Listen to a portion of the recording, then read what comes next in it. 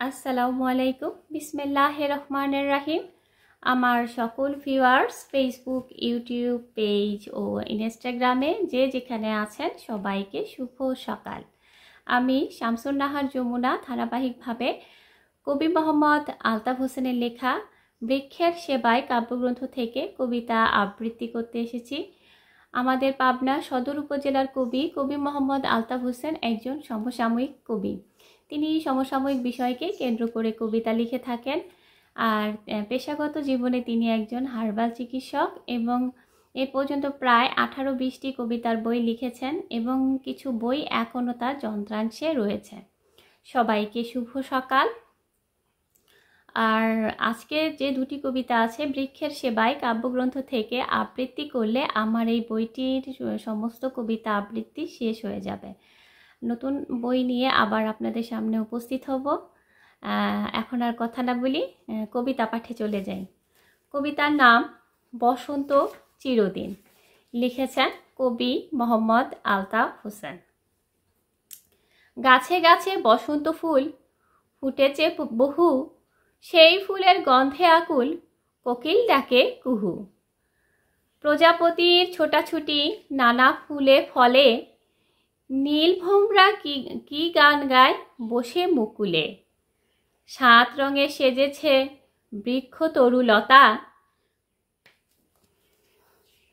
অপরূপ বসন্ত 5 ঋতুর নেতা। সব মিলে রংধনু যেন নেমেছে ধরায়, স্বাগতম বসন্ত তোমাকে জানাই। গাছ ছাড়া বসন্ত কোথায় এসে রবে, তাই বন্ধু সবাই এসো গাছ লাগাবে। পরের গাছে বসন্ত দেখব কতদিন, নিজ বাড়িতে গাছ লাগালে বসন্ত চিরদিন। সবাইকে শুভ সকাল। আমি কবি মোহাম্মদ আলতাফ হোসেনের লেখা বৃক্ষের সেবায় কাব্যগ্রন্থ থেকে কবিতা আবৃত্তি করে যাচ্ছি। অনেক সুন্দর একটি কবিতা, বসন্ত চিরদিন। অন্যের গাছের ফুল ফল দেখে আমরা খুশি না হয়ে নিজের আঙিনায় নিজের বাড়িতে গাছ লাগাই এবং খুশি হই, সে কথাগুলোই কবি তার এই কবিতার মধ্যে প্রকাশ করেছেন। সবাইকে শুভ সকাল জানিয়ে এই বৃক্ষের সেবায় কাব্যগ্রন্থে আর আজকে শেষ কবিতাটি আবৃত্তি করছি। কবিতার নাম গাছের প্রতি, লিখেছেন কবি মোহাম্মদ আলতাফ হোসেন। প্রকৃতির গাছ প্রকৃতির কাছে নিলেই শুধু, দিলে তারে কি? প্রকৃতির কাছে দায়ী থাকলে ভেবে দেখেছ কি? জীবন জীবনের জন্য, মানুষ মানুষের জন্য। গাছ হয় মানুষের, মানুষ হয় না গাছের। একটি গাছ লাগালে না গাছের ফল খাও, লাগানো গাছের যত্ন নাও না গাছের ছায়া নাও। গাছ তবু রাগ করে না, ছায়া দিয়ে যায়। গাছ তবু ফল দানে পুষ্টি যোগান দেয়।